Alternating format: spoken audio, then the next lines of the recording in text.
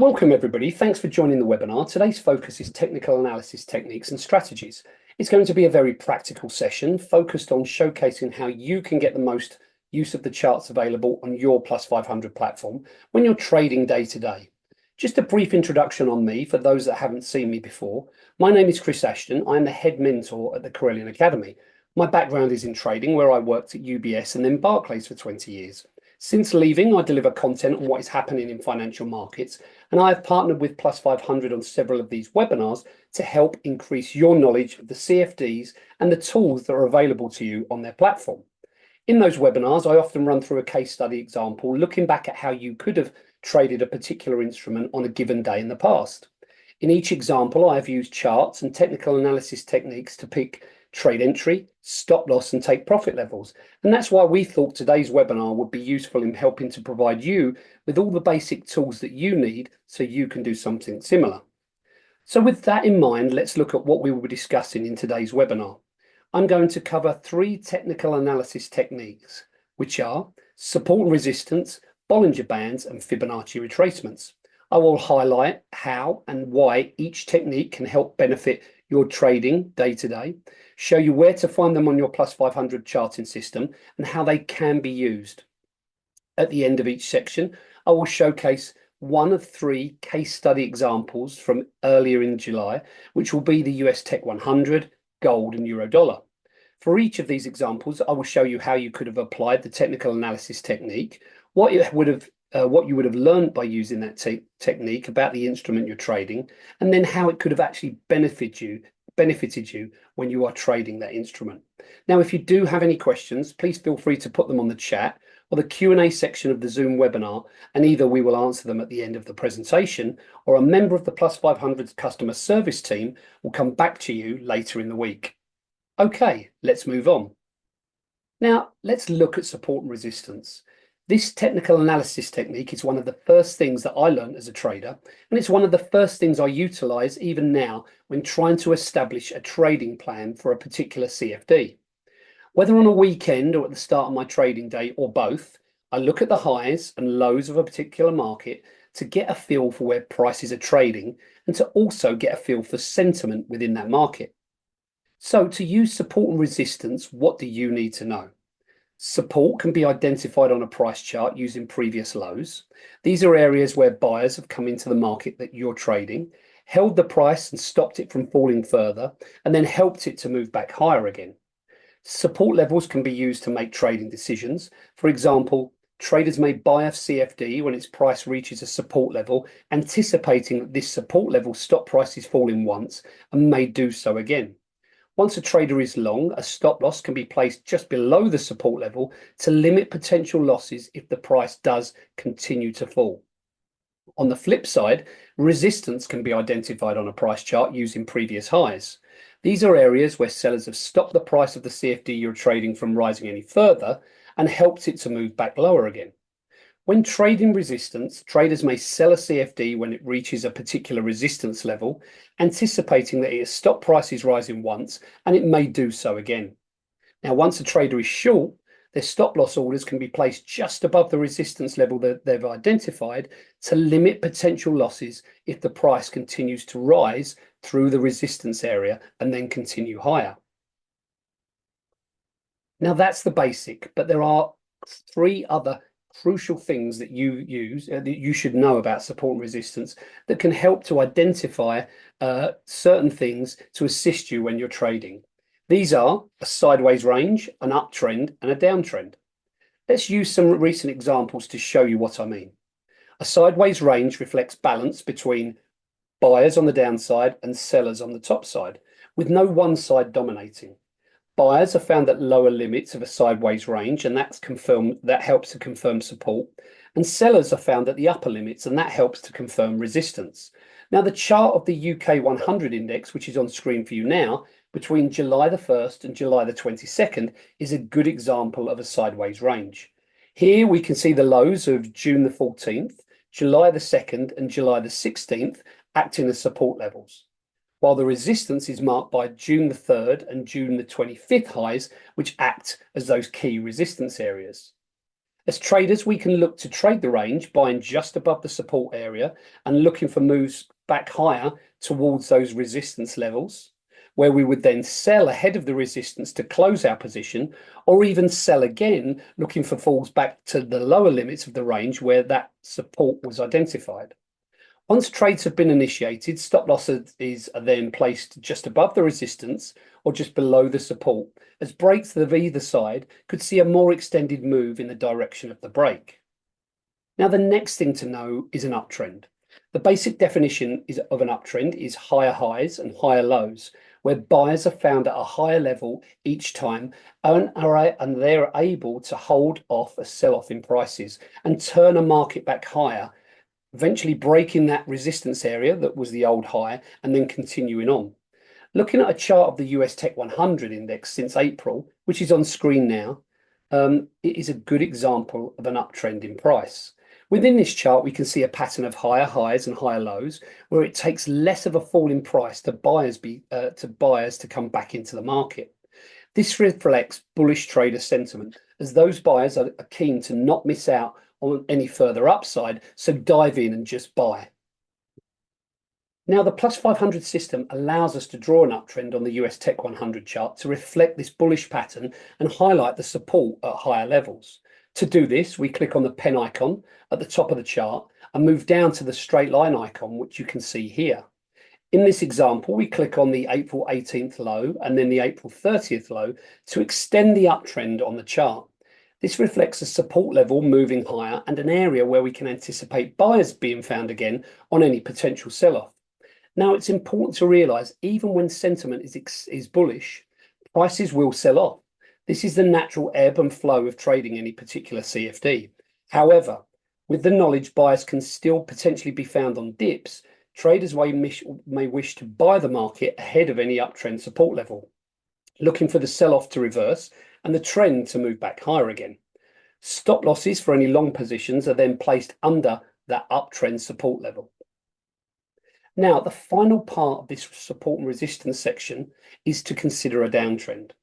The basic definition of a downtrend is lower highs and lower lows, where sellers are found at a lower level each time and they are able to hold any move back higher in price and turn it back lower again, break the support marked by the old low. If we switch to a 4-hourly chart of the US Tech 100 since mid-July, this acts as a really good example of where sellers are in control, as it takes less of a rally in price to see fresh selling appear, which happens at a lower level each time, emphasizing how keen traders are not to miss out on this selling opportunity. Now, it's worth noting at this point that up and down trends can form within all chart timeframes, so they are useful whether you are a short or long-term trader. When trading day to day, it is important to know if a market is seeing a bullish or bearish trend. Then as traders, we know if we need to be buying dips in prices or actually selling rallies. Now, I would recommend this technique to traders of all levels that are looking at charts for the first time. And I've put some of the key points that were mentioned in this section on screen for you now. So feel free to screenshot this if you would like. If we move on, next up, we're going to look at Bollinger Bands. This is a technique I use regularly, especially when markets are becoming more volatile. Bollinger Bands help me to see which way a CFD that I'm trading is trending, but they also identify any acceleration in that trend. This helps with my timing for trade entry and assists me take advantage of some of the bigger moves that can occur in markets. Now, there are three components that you must know. These three components are the mid-average and then upper and lower bands. I'll draw them on the chart and show you what I mean. To put them on a chart on the Plus500 system, you click the FX indicator button on the top right, move down the indicator list that is provided until you see Bollinger Bands and then click on it. The mid-average is the line in the middle, the upper band is the top line, and the lower band is at the bottom. If the mid-average is rising, that line in the middle, then the market you're trading is in an uptrend. If it's falling, it's in a downtrend, and if it's flat, it's in a sideways trend. The bands move either side of that mid-average, but they reflect volatility in prices. If the bands are widening, volatility is increasing. If they are contracting, volatility is decreasing. If they are parallel, it identifies a sideways range. So how can we use this in our trading? Quite simply, if the bands are widening in a trend, which is signaled by the direction of that mid-average, we are seeing increasing volatility within that trend, and it can perhaps continue and then much further than traders are actually anticipating. This is when we should consider trading in the direction of that trend and looking for an acceleration in these price moves. We can stay positioned in that market for as long as we like, but if Bollinger Bands start to contract, which reflects an easing in volatility, we may want to close that position out and stand aside. If the mid-average is flat and the bands are parallel, this highlights a sideways range, like we looked at earlier in support and resistance. If we now look at a daily chart of gold from the beginning of the year, we can see how these signals develop. At the beginning of the year, the mid-average was flat with upper and lower bands parallel, reflecting that sideways range. Within this setup, we can look to buy just above the lower band and sell against the upper band, anticipating a continuation of that range. To protect any position that we would have entered against a breakout from this range, stop losses can then be placed just above the upper band or below the lower band. Looking back in gold in late February, early March, things then changed. We saw a break higher from what was the sideways range. The first sign of an uptrend developing came with gold breaking resistance marked by the upper band, quickly followed by the mid-average turning higher to confirm an uptrend, and then the bands widening, reflecting volatility increasing in a bullish way. With an uptrend confirmed, increasing positive volatility and gold prices touching the upper band, we would want to be buying the market, looking for an acceleration of the up move. Only when the bands start to contract, reflecting that upside volatility easing, does the potential turn to a consolidation or correction in prices, meaning we take profit on our long positions and see what happens next. Looking forward to the start of July, we see another break higher and repeat of the widening bands, the mid-average rising and gold prices touching the upper band, meaning you would want to buy again, anticipating further moves higher. That's the end of the Bollinger Bands section. Like with support and resistance, I've put some of the key points on screen for you now. If you are a trader wanting to go to that next level, then Bollinger Bands are a very useful technique available to you on the Plus500 platform. Now, moving forward, the final technical analysis technique for you to consider is Fibonacci retracements. I use these all the time to find meaningful levels for trade entry, stop losses, and take profits. If a CFD I'm trading has been moving higher but then starts to fall, they are really good for identifying some key levels for me to focus on that may hold any further selling and restart that move higher again. Likewise, if a CFD I'm trading has been falling but then starts to bounce and move back higher, they are really useful for identifying those key levels where that move higher may stop and the downtrend may begin again. Let me show you what I mean. First, there are 3 percentage retracements that you need to know. That's the 38.2%, the 50%, and the 61.8% retracements. In a downside move, we take the significant high and the significant low, levels that stand out to us on the chart we are looking at, and run the Fibonacci retracement for that move. To do this, using a 4-hour chart of euro-dollar in June as an example, we click on the pencil draw icon, then move the cursor down to the Fibonacci retracement icon here. We click on the significant high posted on June the 3rd, from which selling materialized, into that June 26th low, from where the market rallied, and that made it stand out as the significant low for this period. As you can see, this gives us resistance levels at 107.62, which is the 38.2% retracement, 107.91, which is the 50% retracement, and 108.20, which is the 61.8% retracement to focus on.